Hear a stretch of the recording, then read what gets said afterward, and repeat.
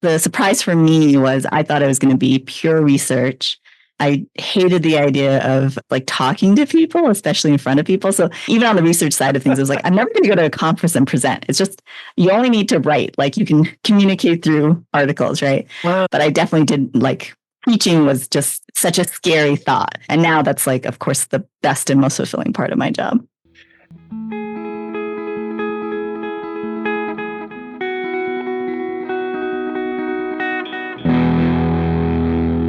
You've just heard Mona Zhu from Idaho State University.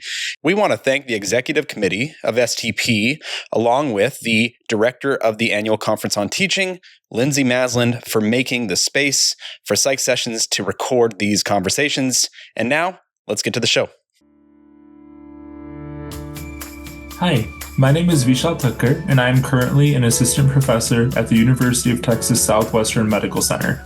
I'm excited to be a member of STP since STP offers a place where I feel like I belong and I am always welcome. There are tons of opportunities like task forces, small groups, and the Annual Conference on Teaching, or ACT, to meet new friends, reunite with old ones, learn something new each step of the way, and learn more about the impact and importance of being a teacher of psychology. I encourage everyone to visit teachpsych.org and join STP as a member today. Psych Sessions is sponsored by W.W. Norton. Are you looking for more activities to promote scientific literacy? ZAPS 3.0 interactive labs from W.W. Norton are brief, hands-on activities that invite students to actively participate in the process of psychological research and discovery. Utilizing a consistent 5-part framework and incorporating transparent design principles, students experience classic psychological studies like the Stroop effect, false memory, the serial position effect, signal detection, and more. Once they've completed the experiment, students can compare their data with national data and their own classmates, offering the opportunity for rich in-class or online discussions. Bring the science of psychology to life for your students with ZAPS. For Psych Sessions listeners new to ZAPS, you can try it for free the next time you teach. Just go to siegel.wwnorton.com/Psych Sessions, and the folks at WW Norton will even integrate it into your LMS for you. That is Siegel, like the bird, SEAGULL.wwnorton.com/Psych Sessions.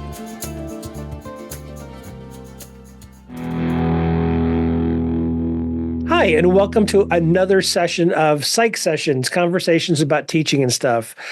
Like a parent who has favorite children, I say this with almost every introduction, but I'm so pleased to have a special guest today. She's Mona Zhu from Idaho State University in Pocatello, Idaho. And so she's about 3-4 hours to my east, her west. Did I get that right, Mona? Yeah, just about.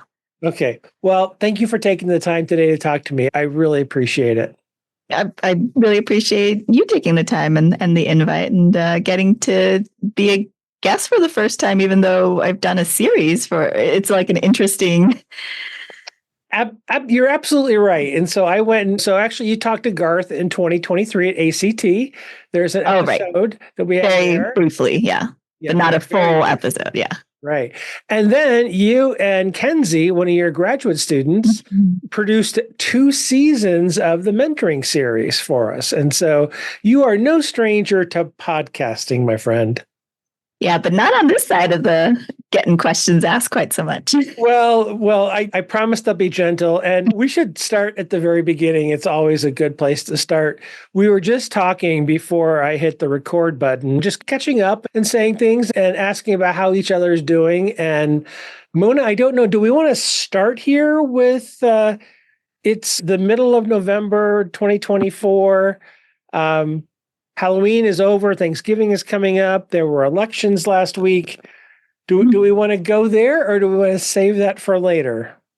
I will defer to your expertise as a co-host of this show, having done so many of these. What do you think would be the best way to go about this conversation? Let's save it for a little bit later. Let's ease into it. All right. Yeah. Rather than, what is it?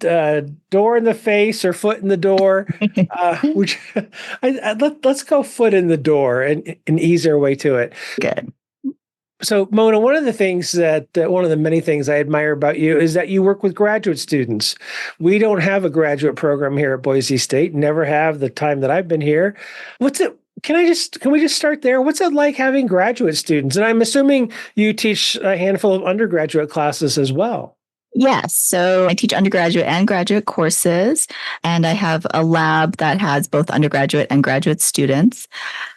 I personally love working with grad students. I can't imagine not being able to have that opportunity, although there are different types of programs, right? It doesn't have to, we happen to have a PhD program here, but there are many kinds of graduate programs. I just really enjoy it because you get to keep students around longer in a way, and you work more closely with them, on, their projects, right? And not that you can't do that with undergrads. They might have honors theses or things like that, but having someone that you admit into a program who does a thesis and goes through comps and does a dissertation, you see them develop as an individual and as a scientist, as a teacher, getting to be along for the ride as they surpass you. And then it makes you also a lot more hopeful for the future, right? Because they're so awesome. And I learn as much, if not more, from them than they do from me. So one of the things, what was it? I just had this thread. From me talking to folks like you who have graduate students in a graduate program and I know a number of people across the nation as well, you do, it strikes me that the relationship that you have with a graduate student is deeper than the typical undergraduate. But I've talked to faculty members who've shared with me, I also feel much more responsibility when I am mentoring a master's or a doctoral student, because it's one thing for someone getting their bachelor's degree they're going to go off either to graduate school or into the workforce or to professional school. But when your dissertation students are working with you, it feels like there's a more vested in that relationship. Would you say that's true, or am I just crawling in the tree? I think that can definitely be true. And I would say that's how I view it.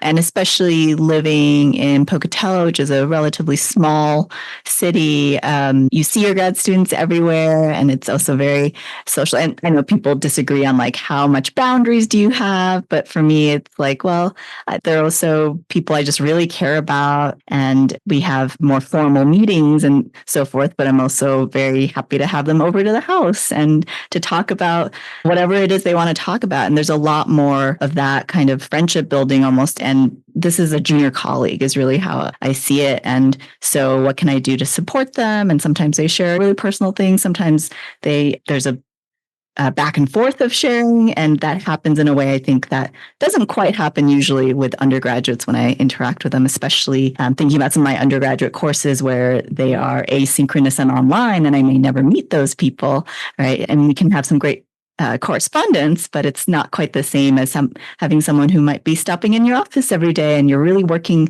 together closely on projects of all kinds, right? Research or with Kenzie with the podcast series.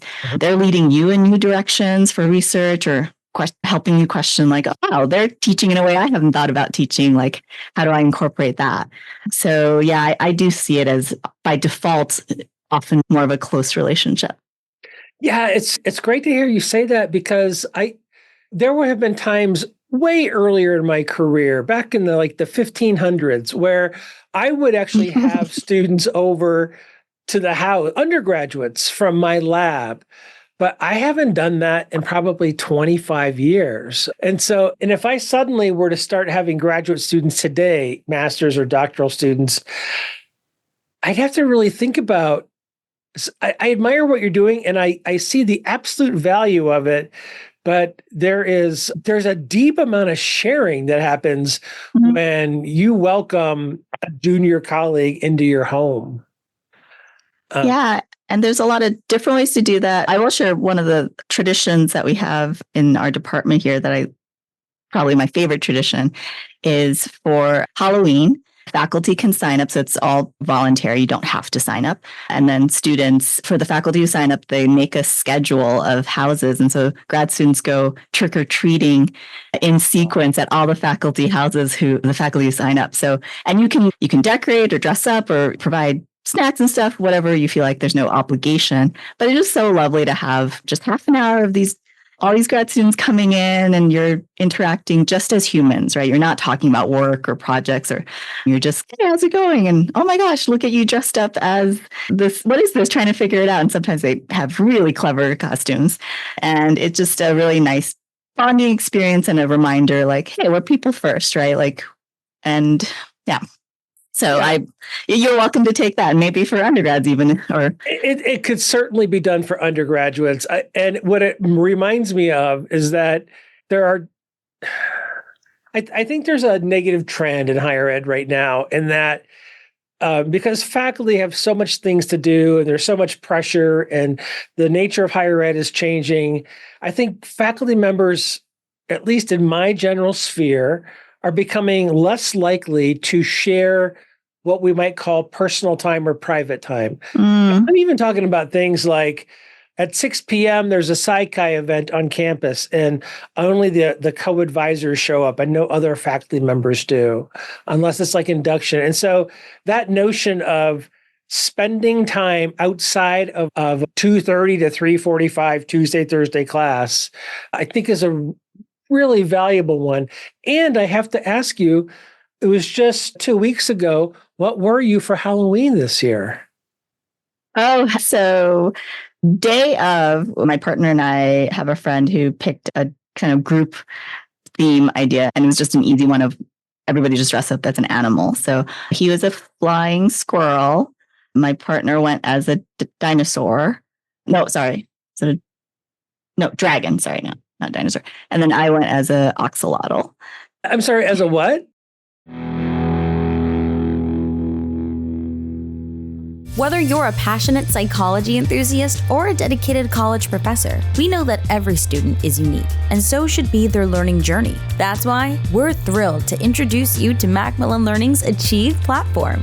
Imagine a space where learning is as dynamic as the students themselves. Achieve offers a personalized experience with interactive ebooks and collaborative class management tools designed to meet each student's needs. But that's not all. Immerse yourself in our multimedia study tools and explore over 100 new videos, each crafted to spark curiosity and deepen understanding.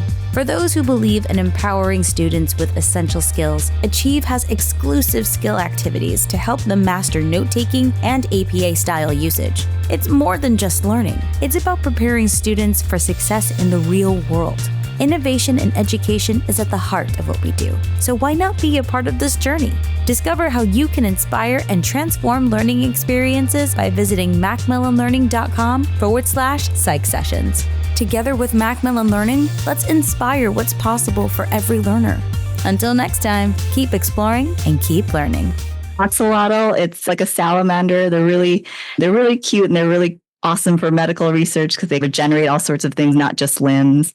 But then for the day of grad students trick-or-treating at faculty houses, my partner is not as into Halloween as I am. So we've been trying every year to think of more creative ways to have the amount of work he has to do as little as possible. So what can we do that's just putting a name tag on you or something really simple? Sure. So I cut my hair a few months ago, really short. So I haven't had this short for a really long time. So I was like, I'm going to lean into this. And there's a comedian, Nigel Ung, who has this character called Uncle Roger, who is a super stereotyped Asian character who watches especially food and cooking things and makes jokes. So I was like, I have the haircut. I have an orange shirt. He always wears this orange polo. So I was like, I'll go as Uncle Roger. And one of his favorite things is MSG. So my partner just had a name tag that said MSG on it. Oh my goodness.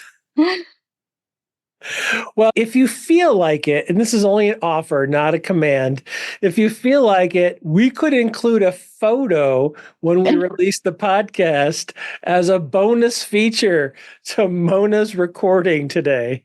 Yeah, I'm trying to think. I don't know if we have a good picture. We did take a group picture. We do that every year, but it unfortunately we didn't with a actual camera rather than a phone, so we didn't get to really look at it until after the event was over, and it was very poor quality. So we were like, we need to figure out lighting better later. I can share it with you, and it's no pressure. It sounds so delightful, and I think people who know about that character would get a real kick out of seeing you in that character. Yeah, I can share it with you and see if it's worth posting. But it's a giant group picture, so you can't see me that well, and the lighting's not great. Oh, we can zoom in here at Psych Sessions. We can zoom in and enhance, up the resolution. I'm sure we could find someone with that skill set. Mona, I looked at your lab website earlier today just so I could get reacquainted with things and what you're doing. Tell our listeners a little bit about the research that you're doing these days and maybe what's not on the back burner, but what's on the front burner for you. What are you really excited about that you're doing for research these days? Sure. So the lab is the Thor lab, leaning very much into the nerdy things. So teaching health and optimal relationships. So those are the three areas of work that we do. And the lab is really diverse in terms of the students themselves, as well as what they are interested in doing. And I always think about what my lab is doing is really what students are doing is the most exciting thing almost always. And so most of the students all of the students are in the comps or dissertation phase. And they have a variety of interests in terms of the teaching side of things. Kenzie and I are working on a mentoring project using some of the data from the interviews we did. So we did qualitative analysis of them. Eventually, what we're hoping to do down the line is put together items, test them out. So eventually there'll be either a checklist or some sort of measure of mentoring inspired by the teacher behavior checklist. Mm-hmm. Kenzie is working on her dissertation idea. She's really interested in positive sexuality, positive relationships. And so it'll be something in that sphere. I'm not quite settled on it yet. Tani McCoy is the health researcher in the lab. She's a really interesting student in that she's part-time doctoral student, but has a full-time job working at the federal level for rural offices in the US. So working with all 50 rural offices. So she's really interested in rural health and particularly chronic conditions like diabetes, as well as opioid use and how to help with that whole epidemic.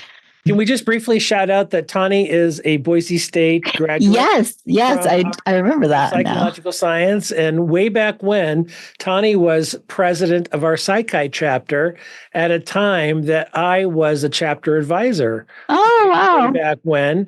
And there is a photo somewhere that we will not release with your episode. You should find it. I have not. I certainly have not seen this photo.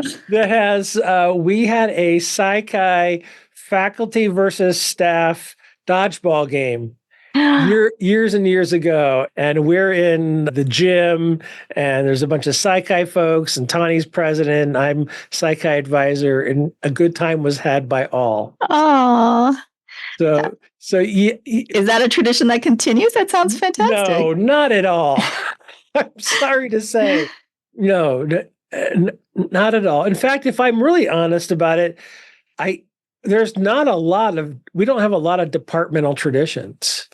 Mm-hmm. And none of them would be considered social, I think. Oh, interesting. Yeah, it faded away over the years. When I first got here, we were more social and people would host things in their homes. And I don't know what happened. Our department got bigger. More people were having kids. It was harder to do social things. And so we're usually not very social anymore outside of when we're on the floor in the department. So, did you want to mention anything else about your lab? I know I interrupted you because I had to do at the time. Yeah, sorry. So 2 of the doctoral students and then the 3 other students atypically just joined the lab this year. They all transferred from other labs. Two of them, Jacob Hubers and Mel Bussard, joined after the untimely passing of Dr. Tara Letzring in the spring, our chair and beloved colleague. They're both personality psychologists, so it's been really interesting. That's not my area, trying to figure out, okay, what direction are we going? But they're both just phenomenal students and teachers. They've taught quite a bit, and so we've had a lot of really great conversations about that. And then the other, Jocelyn Nichols, just joined, I want to say a couple months ago. She's a clinical student and she'll be doing comps. But after that, what she's interested in is the intersection of teaching and mental health, particularly things like burnout and then interventions for teacher burnout, especially in K through 12. So that's some of what the lab is doing. And then I have a few other projects I'm working on with a number of folks, some that you know very well, on the idea of who knows, what are the things in our field that we don't really talk about. So the things that we whisper about and we should be talking about more openly, and how do we deal with them? And then some research on romantic relationships with a collaborative group across, I think it's 8 countries that we have a group that's looking at that. Do you have a list of the whisper topics? Oh, yes, we have a few. And we don't have to talk about them here, but it'd be fascinating to hear about your perceptions of what are the things we don't or shouldn't or can't or whatever. Yeah. So we will be collecting data on this. So I'm sure you will see a recruitment for this survey to teachers of psych. So we'll want to do open-ended, because we don't want to just impose what we think it is. Right. But in terms of the ones we started when we were putting this together, because we've presented on this at RMPA a couple of times, I think, in different iterations. So some of the types of things that, I'm not finding the thing. It's okay. No, that's fine. I put you on the spot and... No, give me 1 second. I'm just trying to remember where. Of course. Now I'm reminding myself, we can get this part so I don't have to rush exactly so much. Right. To our listeners, if you're ever a guest on Psych Sessions, we will edit out anything that you want, probably including the sentence I just said. So here's the survey. So some of the kind of general categories of things are experiences with colleagues or collaborators, like ghosting, gaslighting, academic catfishing, plagiarism and stolen work, how to deal with that. Institutional and academic things, including legislative stuff that gets in the way of teaching and being your authentic self, all the sort of hidden curriculum stuff in academia, things that we don't talk about very much in terms of, or very openly in terms of health and grieving and taking care of family, issues with fertility or miscarriage, or things that impact people quite a bit, but we don't really recognize at a field level or as hey, this is stuff that we should talk about as openly as we talk about any other kind of challenges in academia. Yeah, you're so right. And I'm going to move on from this in a minute, but one of the topics that you mentioned was grieving. And we've had Bethany Fleck-Dillon from Metro State University in Denver on a couple of times. And the second time she was on, we had just a delightful talk for about 45 minutes. We were, what you and I are doing, right? We were just having a great talk. And then she mentioned, and I had seen on social media, that her mother had died relatively recently. I'm going to say within 2 months of when I talked to her. And we just spent the next 20 minutes crying and mourning. And she's talking about her mom. I was talking about the loss of my mom. And Mona, you're right. I don't want to say taboo. Maybe some gaslighting and all those things are crap and we shouldn't do that. But there's even really genuine topics that we, for whatever reason, don't talk to one another about. We think we have to keep it professional.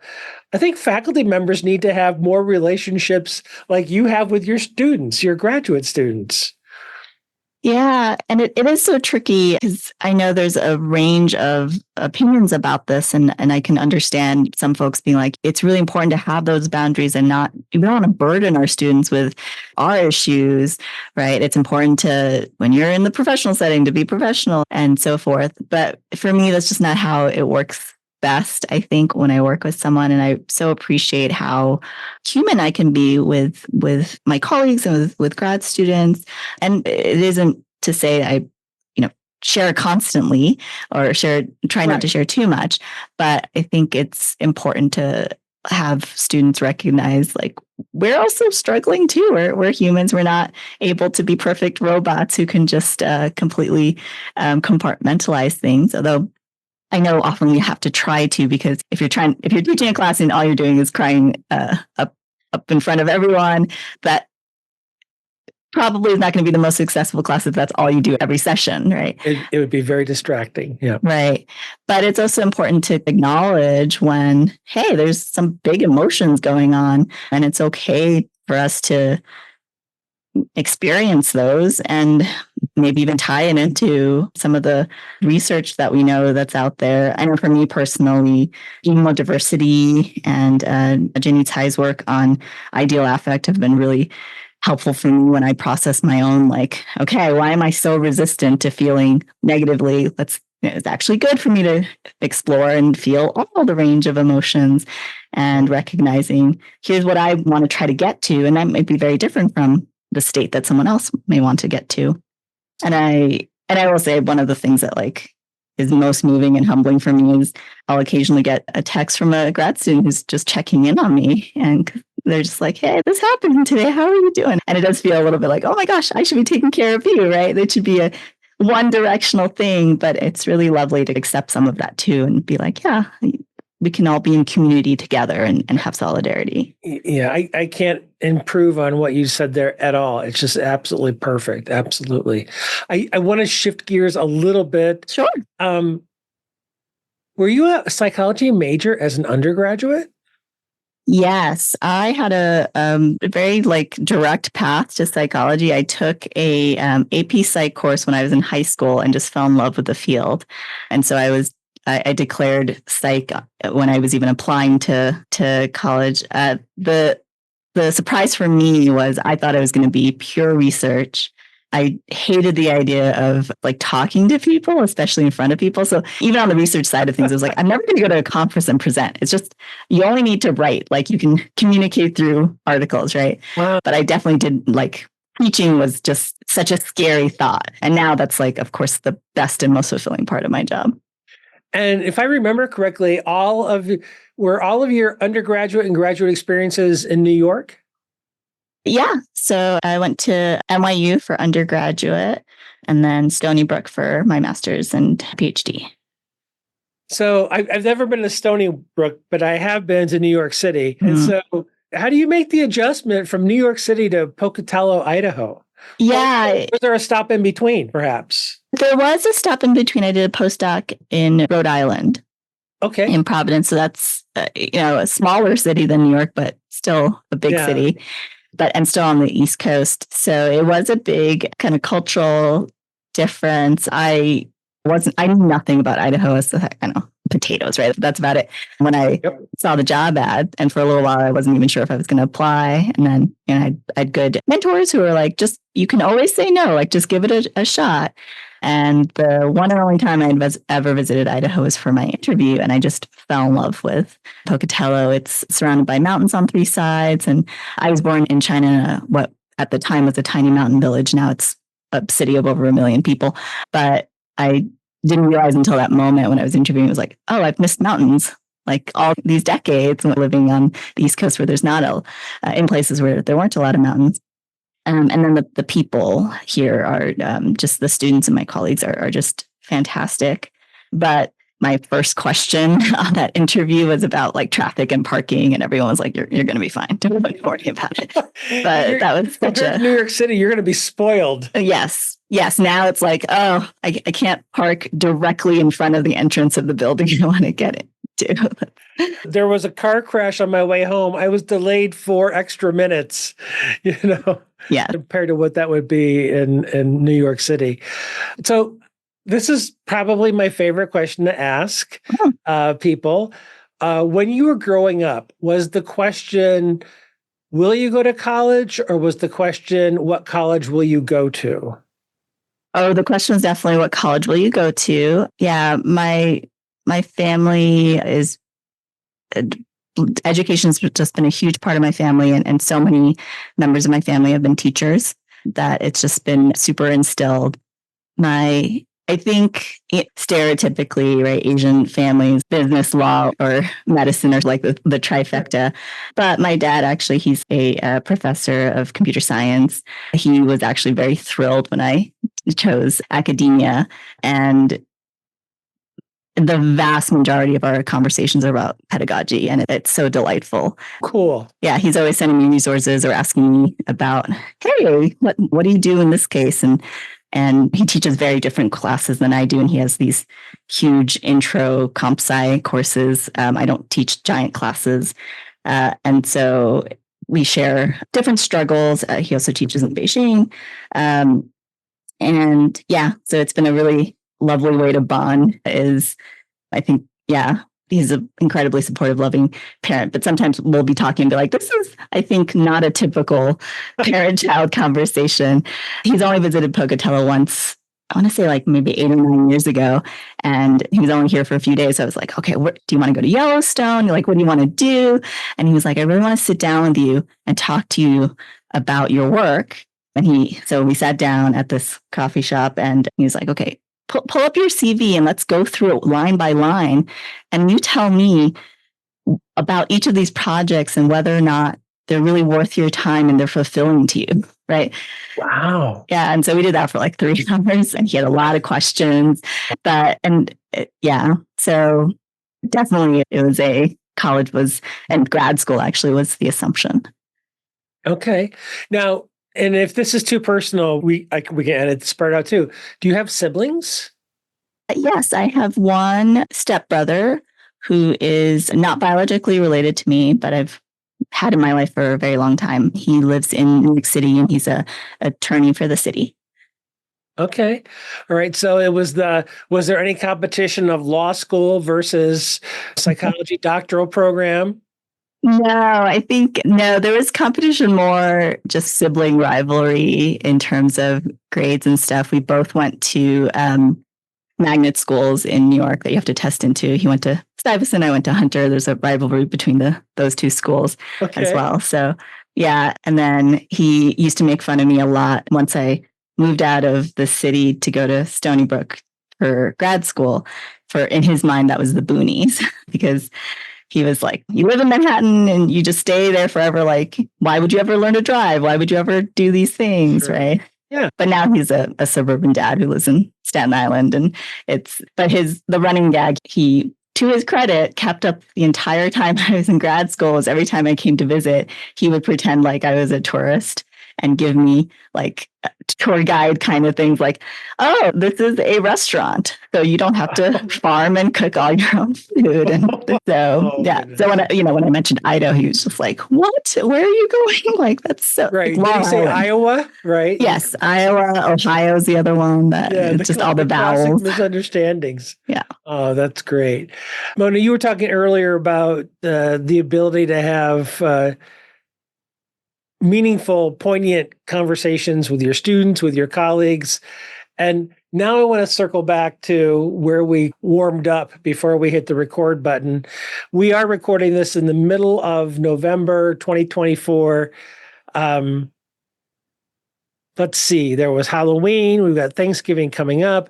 Last week, there was this election thing that happened in the United States. Actually, I'll just share this with you. I told my students about a week before the election, look, about 48% of you, no matter what side you're leaning on, are going to be disappointed next week. Because we had an idea from polling, it was pretty razor thin close. Maybe it didn't turn out to be that close, but just prepping them for disappointment, no matter what side lost, prepping them for disappointment. And I have been on campus before on election days and the days following an election day, where no matter how it turned out, what party won, and students were really distraught. Now, with my students, I'm always using that language, no matter who wins or loses. I'm not communicating in my classroom. Maybe I'm not brave enough to communicate in my classroom my political leanings. I guess I tell myself perhaps it's none of my students' business, or I don't want to impinge on them. Plus, as Idaho's antsy about these things, talking, what is it? Adopt, affirm, adhere. We've had our critical race theory debates in Idaho, that didn't turn out well, depending on what perspective you have. What do you make of all this? Or did I just insert a long edit spot? No, I think it's important to talk about and to also recognize how challenging it is to talk about, right? And so that's where I think I thought a lot about what I would do with my teaching, the leading up to and then day after. And someone we both know very well, Dr. Lindsay Madlin, helpfully shared her university actually has a resource center, essentially, that she teaching and learning center that she runs, and they have on their website just all these resources about how to teach and things to consider leading up to and then right after an election. And so adapting some of that, I did send out, like the most personal thing I did was send out an email just to my lab specifically. And I don't know if I didn't really get into any details, but really just acknowledging, hey, just recognizing today of all days, like you might be feeling a lot of different emotions. People around you may be feeling a lot of different emotions. And so it's a especially important time to remind ourselves that it's okay to take a break. It's okay to really focus on self-care, whatever that looks like.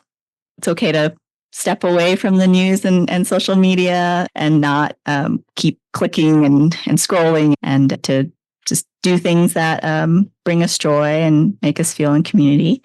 And I think it's a good point you bring up that there are folks for whom there's a whole range of emotions and experiences, including elation, right? And we want to recognize that, and we want to understand that and validate that too for folks, because no feeling in and of itself is wrong, right?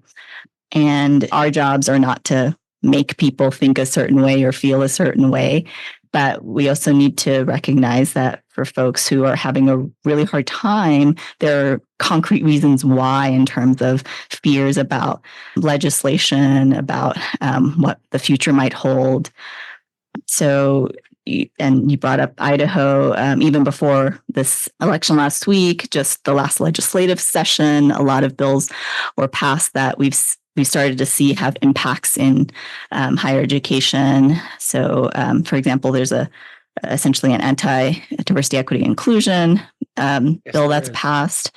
And schools now have to report on, and this is all public information, like how they're responding to this bill. And one of the ways ISU has chosen to respond is to, I think it'll be next month is when it officially happens. They're closing down both the Diversity Resource Center on campus as well as the Gender Resource on campus. So that's caused quite a bit of upset for folks, right? The argument is that there'll be a general student success center that'll serve everybody. Can it really do the same work?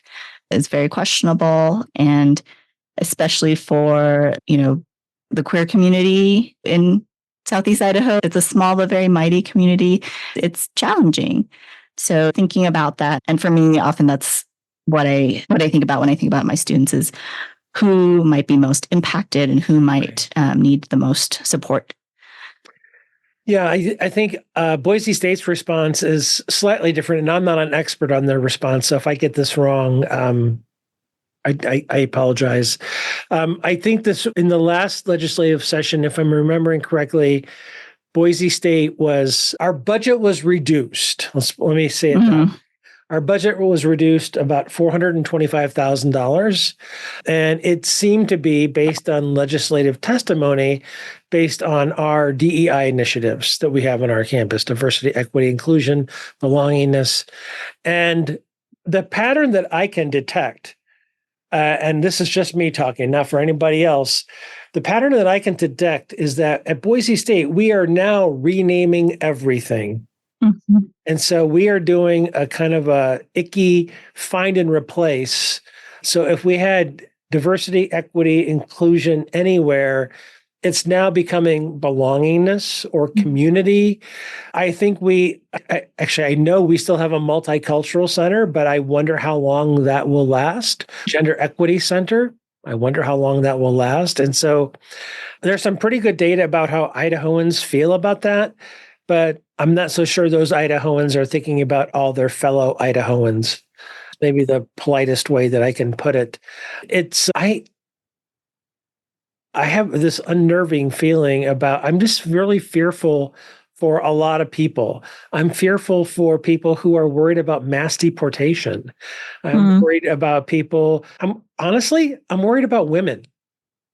I mean, this does not seem like a vote outcome that favors the physical health of women and their ability to make decisions. And that's a trend that's been coming this way. And I think, sadly, that trend's going to continue. There's lots of groups to be concerned about. I wish I could be more hopeful after a national election. Yeah, I agree with everything you just said. I think there's a lot of fear and anxiety with appropriate cause. And it is also difficult to think about, like, well, what does this mean long term for recruitment and retention of those in with identities or in groups that are going to be especially impacted, and recognizing that some identities are concealable. And so for some folks that might be just, okay, I'm really not going to show up as this genuine part of myself because it's not safe to. And then other things are much less concealable. And yeah, and I think about this a lot in terms of, I have friends in very blue states. Or are you staying like every year or so as things progress and different legislation comes in? And thinking about retention in terms of also like, can I retain myself here? Right. Even understanding that I have incredible privileges. I'm tenured, I'm a full professor, I'm documented, I'm a citizen. But I also recognize I don't Chinese American. I don't look like that many other people in Pocatello. And I'm also queer and non-binary. The queerness I came out professionally, I want to say like 3 or 4 years ago. The non-binariness was actually just a month ago at ACT. That was when I decided a really lovely conversation in front of a poster with a couple of folks and that I met there. And it was I've been thinking about it for a long time, but it's a little tipping point for me. And those are tough decisions, right? I've struggled with like, oh, would it be easier if I just moved somewhere else? Probably in a lot of ways. But at the same time, there's real value in being here and being open and doing that, although not at all to criticize anyone who is choosing not to. But I think that's what I've seen is sometimes these legislative things will happen and I'll just be like, okay, I'm going to get more rainbow stuff from my office and I'm going to like be a little bit more visible. And hopefully that is helping a little bit in terms of representation, but also signaling to community members in the university that you can talk to me about these things and trying to, put out into the world what I'd like to see, which is a safe place where everyone can just be themselves.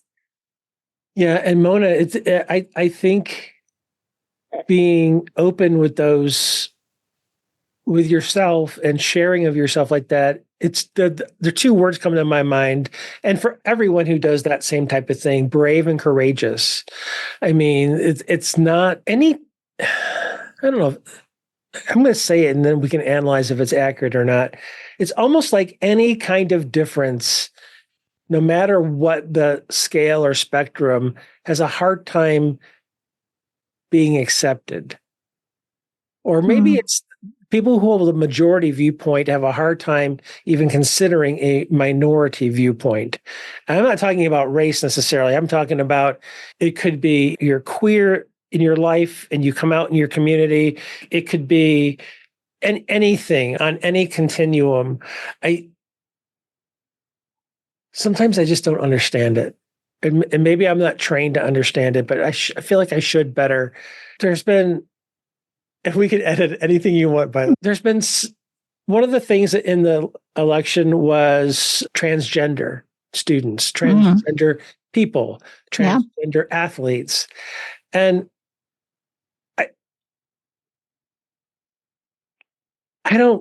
I'm being naive. I don't understand why it can't be live and let live. I don't understand it. I suppose in some very specialized cases, there could be some concerns, but then you deal with those case by case bases individually and with care and fairness and trying to treat everybody. But they're the unusual. Where there's a conflict, I think is unusual, but we expect conflict, so we prepare for it. And I think one of the campaigns scared people with that tactic. And anyway, I know it's naive, live and let live, but I'll just leave it at that. Yeah, I think, there's a lot of reactions to everything you've said. Try and think about where to start. Maybe one thing we can explore. I don't know how to feel about your comment of, being brave or courageous. I don't know if I feel that way. It seems... And that's fine. Obviously, you get to feel however you want. Yeah. And I think, it's sitting a little weirdly with me. Because it's not, I'm not trying to criticize you or say what you said was wrong. I think I have a hard time with that because in my mind, one of the things I struggle with, and I recognize it's not fair, but one of the things I struggle with is feeling like, oh gosh, I waited too long, right? Like I waited until I was super secure in my job and all these things. I also had insane privilege of my partner happens to be cisgender and heterosexual man. So I could really have a very open, hold his hand in public, these sorts of things, relationship without having any negative reactions from that. And so it would have been very easy for me to not be open about this. I got to in a very privileged way, choose when to share this information. And especially thinking about queer students that I've had who've shared with me, not being able to share with them earlier. I always feel a little bad about that. But also, I think it's unsettling to be like, well, I don't think folks who don't share are not somehow stepping up and being brave or courageous. They're making I agree with you. Yeah. I agree with you. And maybe this could be wrong, and I'll admit that up front. It strikes me that the more people who are comfortable sharing, who share, helps to make the diversity of people that we live with more day to day. Yeah, I think that's fair. It would be great to one day, ideally, it wouldn't be something we'd bat an eye at. It would just be and my favorite color is this, and this is where I'm from, or something that's just, this is a descriptor that could be very meaningful to you, right? But is not going to then generate any issues where you have to really be careful to think about, can I share this with this person? Will they keep this private if I ask them to? Is it safe for me to dress a certain way or talk a certain way or what have you? Yeah, I think that was, the descriptor where you could relate to it, you might not relate to it, but it doesn't raise any red flags. Mm-hmm. It's like, oh, she shared with me that she's not, she's they. Mm-hmm. And I got it wrong and I need to correct that and be more sensitive about it. Okay. And just go about, as opposed to wallowing in it and psychoanalyzing it and worrying about it and worrying about all the things that people tend to want to worry about sometimes. I don't want to say normalized, but just routine. Okay, you have those characteristics. That's cool. I have these characteristics. That's cool. And again, I know I'm being naive. I totally get that because I also sit in a place with enormous privilege and have for my entire white male life had that enormous privilege. So I get that as well. And Mona, thank you for going to that place in the podcast. I don't think I've ever discussed with anybody. I really, if nothing else, let me signal to you how much I trust you and that I can be wrong or dim-witted about certain things. And I appreciate your patience. Yeah, of course. I think, that's one of the best things about this podcast, right? Is they can be really open, honest conversations about teaching and stuff, and sometimes more stuff side of things. And I mean, sometimes I think we do get really bogged down with like worrying that we're going to be wrong about something or saying the wrong thing. Yeah. And then too much in our head about, oh, how do I apologize? And how Yep. that it prevents us from growth. And so it's really, I think it's great that you're recognizing there are some things you don't know that much about, but you're really trying. And that's a huge part of the battle. And you're learning. And then both of us recognizing we have a lot of privilege. So how are we going to use that privilege, right? How are we going to, because it doesn't go away. That's a nice thing about privilege. You can keep using it day in and day out. Oh, I forgot who made this analogy, but it's like a bank account that just keeps replenishing. So how are you spending it down every day to try to understand a little more and make the world a little better for everybody? Absolutely. So Mona, before we run out of time, I want to ask you, thinking about being on the podcast today, was there something that you said to yourself, oh, I want to make sure that Eric and I talk about X, solve for X? Is there anything that you thought about, oh, I want to be sure that I mention fill in the blank? Yeah, I don't know. I think this is probably the least prepared I've come into something, and kind of purposefully, I was like, I just enjoy talking to Eric and I want this to be natural and not like, here's all my notes about all these things, or I'm preparing remarks. So the conversation can just go the way it's going to go. Maybe along the lines of some of the things we've talked about. You've been in higher education a little longer than I have, and you've lived in... That's adorable. Thank you. And you've lived in Idaho a lot longer than I have. Using that wisdom, like what we're seeing these last few years, is that sort of part of the pattern and the pendulum's going to swing back the other way? Or what are your thoughts about the future? Or what should we be doing to make sure that regardless of legislative or other things going on, that we're serving our students and ourselves the best we can? Wow. So Mona, it's been great having you on the podcast. We've run out of time. Thank you so much for being here with us. I'll try to give you a 2-minute version. I think there's been hijinks in the Idaho legislature and the state board for a long time. There probably will continue to be. They're a governmental body. They have a tough, difficult job. And I think sometimes they get messed up in their priorities. The thing that I feel like is different now is that there's national unrest about the role of higher education. We are being dismantled from multiple perspectives. We are being devalued as educators. And every generation has probably said, people don't value me. And it's a trope, if you will. But it feels really different this time with the onslaught of online education and MOOCs and things like that, to credentials replacing diplomas. I actually do feel a tremor in the force. I do feel like there are problems for higher education to sell ourselves more than we ever have had to. Many of us don't care for that.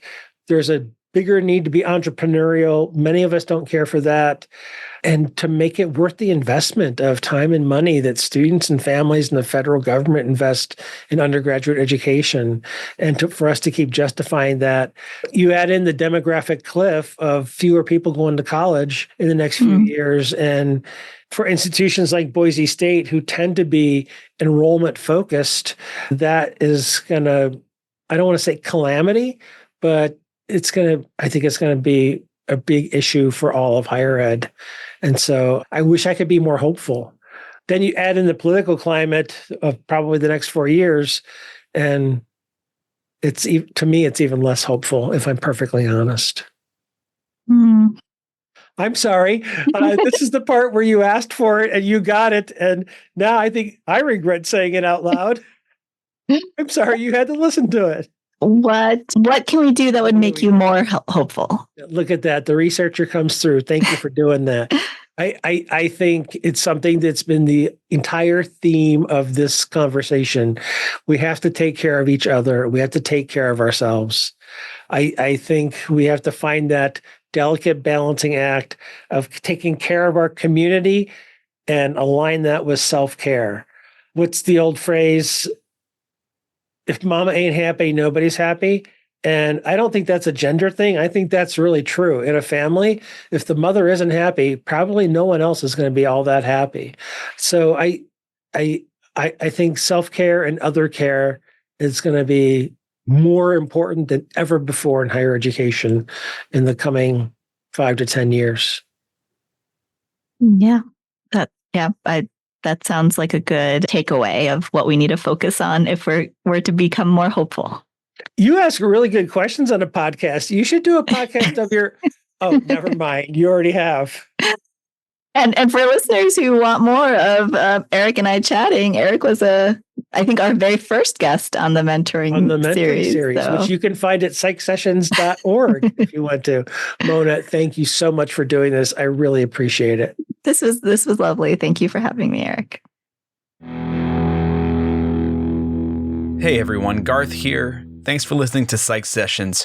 If you could go to wherever you listen to our podcast and you would follow that podcast or like it, it really does help us as we are trying to get out to more teachers of psychology. Also, if you haven't checked out our website, please visit psychsessions.org and sign up for our monthly newsletter. We offer free resources and valuable news that you are going to want to know related to the teaching of psychology. Thanks.